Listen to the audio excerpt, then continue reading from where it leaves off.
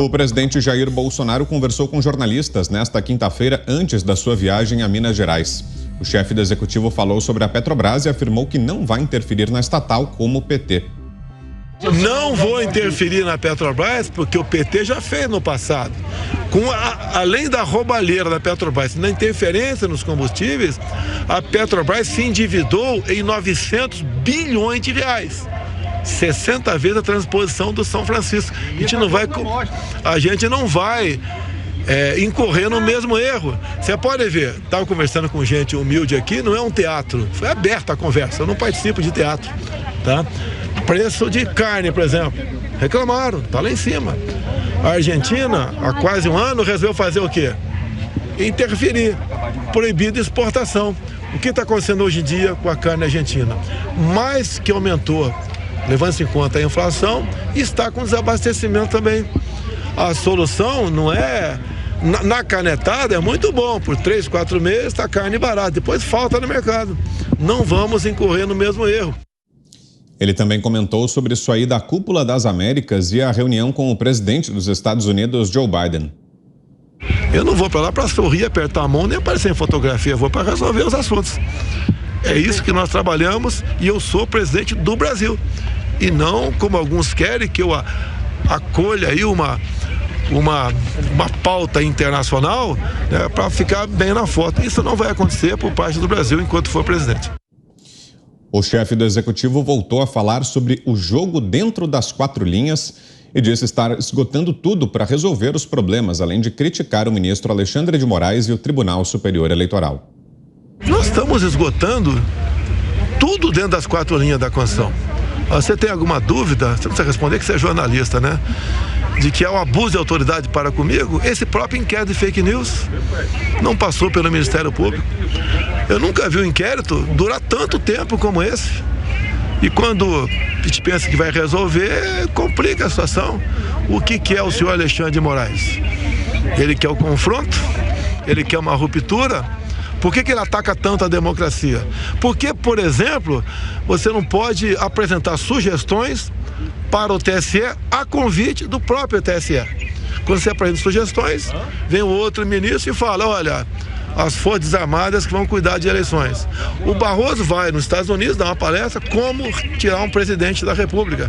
Daí, em outro momento, ele também diz que ele representa a democracia e eu não.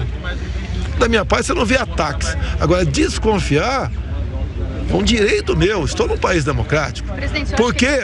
Porque o senhor Alexandre de Moraes diz que o candidato que, porventura, duvidar da urna eletrônica, terá o registro cassado e preso. Ué, o que ele pensa? O que ele pensa que ele é?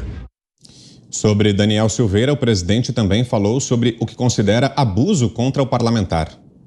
O caso Daniel Silveira, deputado bolsonarista. Eu pouco tenho contato com o Daniel. Sabia que é do Rio de Janeiro, cabo da Polícia Militar, tinha suas posições, falou no MTD coisas que eu não gostaria de ouvir dele. Agora, 9 anos de cadeia, iniciando com fechado. Cassação de mandato, inelegibilidade de multa, isso é um abuso. Eu não podia, como chefe do executivo, tendo as armas da Constituição na minha frente, deixar de conceder a graça para ele. O chefe do executivo também comentou sobre o pedido de aumento dos servidores públicos e pediu paciência para resolver a questão, além de lembrar que esse é o primeiro governo que tem o teto de gastos. Jair Bolsonaro esteve em Ipatinga e Coronel Fabriciano para cumprir a agenda e foi recebido por uma multidão de adultos e crianças. Além de cumprimentar a população e desfilar em carro aberto, o presidente participou de uma motociata organizada pelos populares dentro da cidade. Com esse destaque, a gente abre, então, a edição desta quinta-feira. Vamos direto a Brasília. José Maria Trindade, sua análise, Zé, sobre essas falas de hoje do presidente. Boa noite. O presidente tocou em assuntos importantes e quentes, viu? Muito boa noite, meu caro Vitor. Boa noite, Roberto. Boa noite, Fiuza. Muito boa noite, Ana. E uma boa noite a você que nos acompanha aqui nos Pingos nos Is. São todos assuntos que estão aqui no forno e, como disse o presidente, têm que ser tratados assim mesmo, de forma aberta, transparente, para evitar o disse-me-disse e as cotoveladas comuns do poder, da corte, do Palácio do Planalto. Desta vez, o presidente Jair Bolsonaro tratou tudo cuidadosamente, de forma aberta. Não haverá, nós dissemos aqui, não haverá intervenção nem congelamento de produtos que são geridos pela Petrobras, até porque um decreto do próprio presidente Jair Bolsonaro impede.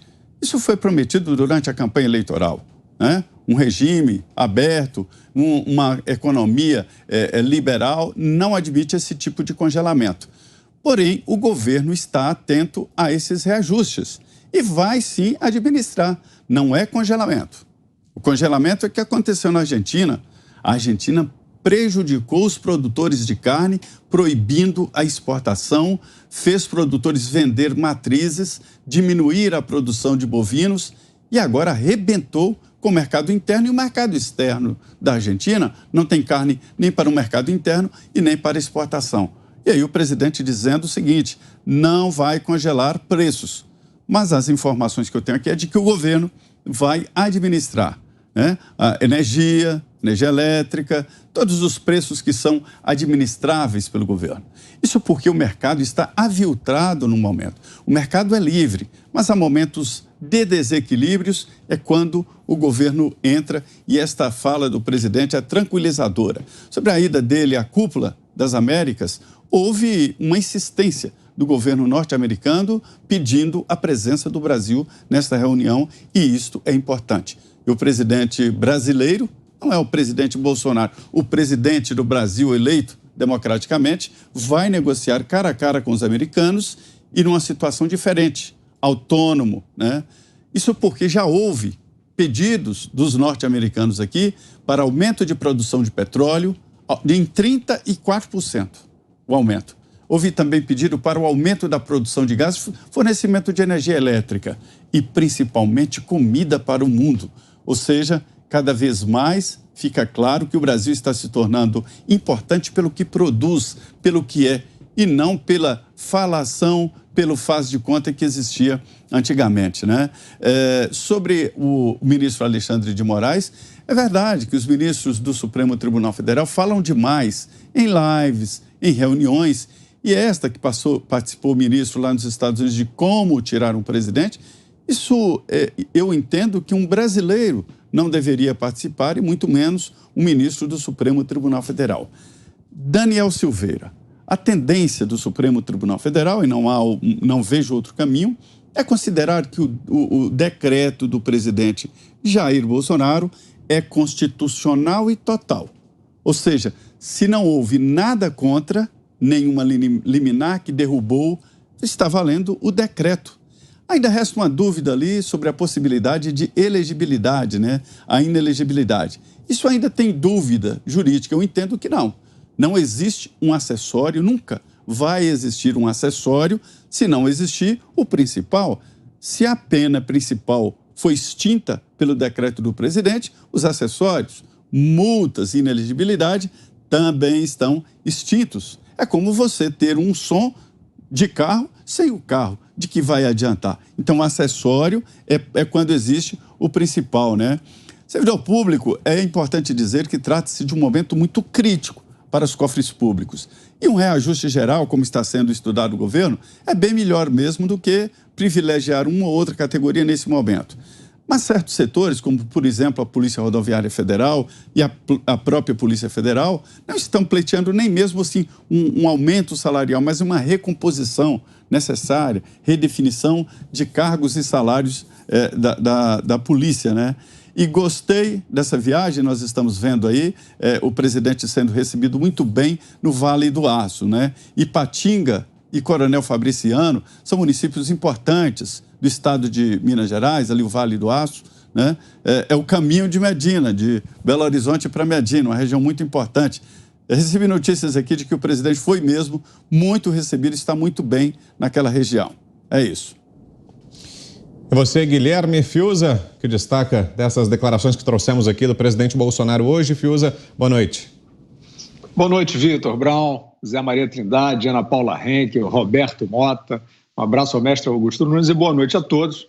O Zé já fez o panorama completo, só assinalar o ponto que me parece o ponto aí mais sensível e mais expressivo do que disse o presidente, que ele, né, deu a entender que tem a impressão de que ministros do Supremo Tribunal Federal parecem estar apostando na ruptura.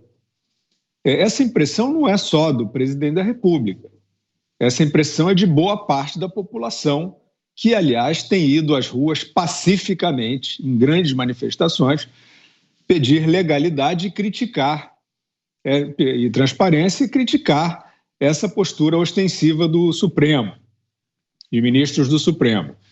Esse expediente de colocar o presidente da República no inquérito das fake news, que é o inquérito do fim do mundo, alegando que ele vazou um sigilo que não existia, e dessa maneira protegendo um problema, um desvio que houve no sistema eleitoral, de uma invasão que precisava ser investigada, que precisava ser esclarecida, e esse esclarecimento é devido ao público.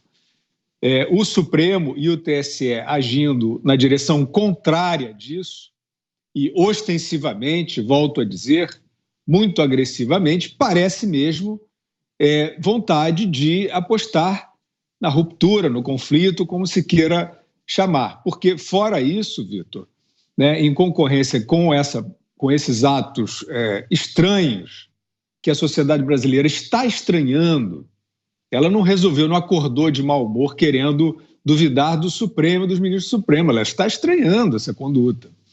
E, além disso, existe a discurseira que vem desses ministros. Eles passam a vida palestrando, fazendo lives e atacando esse aí, que é o presidente da República. Isso aí, no futuro, os historiadores não vão nem entender direito o que aconteceu nessa época. É uma postura ostensiva, agressiva, política contra o presidente da República. Frequentemente, esses ministros do Supremo declaram que a democracia está em risco por culpa do governo federal, sem demonstrar, né? Sem demonstrar onde é que isso está, em ações, em fatos. O ministro Barroso chegou aí ao extremo de dizer que há um plano para as Forças Armadas atuarem contra a segurança eleitoral, o que é muito grave, e ficou no ar. Então, é claro que com esse conjunto aí de atitudes políticas, agressivas, provocativas, evidentemente, muita gente, não só o presidente Bolsonaro, tem a impressão de que o Supremo está atuando para levar ou a uma ruptura ou a um conflito, né? De fato, uma postura equilibrada, isso não é. Essa ideia, para concluir, de que do ministro Alexandre de Moraes, de quem duvidar da urna eletrônica, ele prende e arrebenta ou algo assim, isso aí é muito grave também. Isso aí, mais uma vez, um ministro que também abusa da retórica, né? Já falando de gabinete do ódio, nós vimos o ódio, inclusive, transbordante dele, né, no meio desse discurso, dizendo que não ficou provado, não, mas que todo mundo sabe. Isso é um ministro da Suprema Corte falando nesses termos. Existe o gabinete do ódio porque todo mundo sabe. Então, é claro que nesses termos, né, se a referência legal passa a ser o todo mundo sabe, todo mundo pode esperar tudo destes ministros desta corte, que a gente sempre espera, né, que eles revejam essa sua postura, que eles deem, como referiu o presidente, que eles deem guarida, espaço para as sugestões dos técnicos sobre aprimoramento da segurança eleitoral e parem de fazer política e de tentar estigmatizar todo mundo que queira o aprimoramento desse sistema. Queremos ouvi-la também, Ana Paula Henkel, direto de Los Angeles, nos Estados Unidos. Tudo bem, Ana? Boa tarde. Boa noite, Vitor. Boa noite, Zé, querido Fiuza, querido Mota. Um beijo ao nosso mestre Augusto Nunes, ainda de férias, já de volta. E boa noite à nossa audiência maravilhosa. Eu quero pegar essa fala aí do Fiuza, que ele disse, né, que o gabinete, que o Alexandre de Moraes disse que todo mundo sabe, o gabinete do ódio, não tem provas, né? O inquérito super fechado, inclusive para os advogados dos envolvidos, dos citados ali no inquérito, ninguém tem acesso, só o Ser Supremo, os seres supremos, e o gabinete do ódio existe porque todo mundo sabe. Mas é exatamente partindo dessa premissa, Vitor, que o Supremo Tribunal Federal, não digo a instituição, mas essa Constituição aí, essa composição dos ministros, é assim que eles aplicam a nossa Constituição. Não, as leis são assim porque eu quero. Mas onde, senhor ministro, excelência, grande senhor de todas as cortes supremas, onde na nossa Constituição está escrito isso? Eu estou falando que é assim e acabou.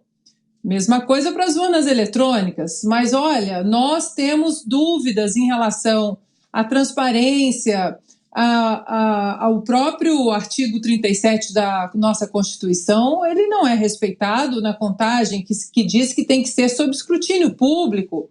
Como vamos fazer essa auditoria sob escrutínio público se o voto ele fica no ar? Né? Se ele sai da urna, fica no ar, vai para o software, ninguém sabe como ele saiu, como ele entrou. Não, mas vocês não podem perguntar, porque eu estou dizendo que as urnas eletrônicas são confiáveis e acabou o debate. É assim que eles acham que eles vão conseguir aí o respeito que eles merecem dentro de uma instituição que, sim, merece o nosso respeito, mas não com essa comissão aí, né? Aliás, comissão, eles formaram uma tal comissão da transparência eleitoral que tem tudo menos transparência.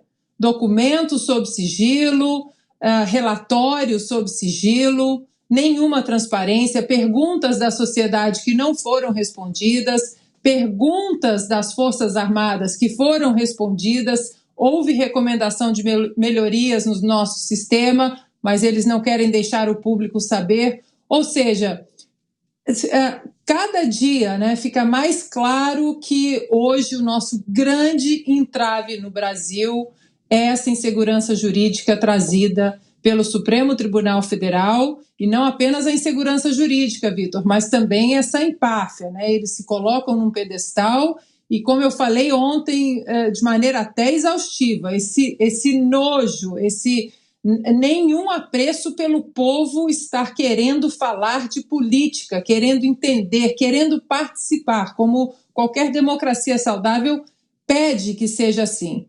E desconfiar das urnas é um direito nosso, é um direito meu, seu, nosso. Nós estamos numa democracia, nós temos liberdade de expressão, de questionar.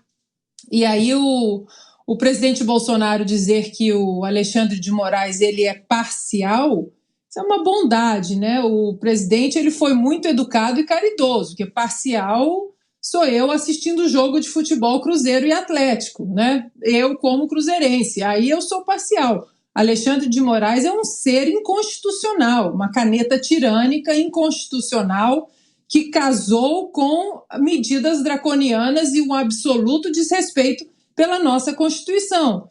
Então, para finalizar, Vitor, mais uma vez, não estaríamos falando desses seres iluminados e ungidos da nossa Corte Suprema e suas inconstitucionalidades se o senhor Rodrigo Pacheco não estivesse fazendo das suas prerrogativas institucionais e constitucionais como presidente do Senado de colocar em plenário um processo de impeachment de ministros que desrespeitam a nossa Constituição. Não podemos jamais tirar de qualquer debate que venha colocar o nome desses ministros que aplicam essas inconstitucionalidades sem colocar o nome do Rodrigo Pacheco.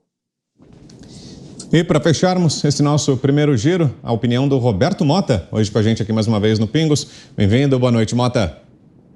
Boa noite, Brown, boa noite, Ana Paula, Fiuza, Zé Maria, boa noite à nossa audiência que nos acompanha aqui na TV e nas redes sociais. Só nessa fala sobre não intervenção na economia, o presidente Jair Bolsonaro superou tudo o que o PT disse sobre economia até hoje. Dá até orgulho.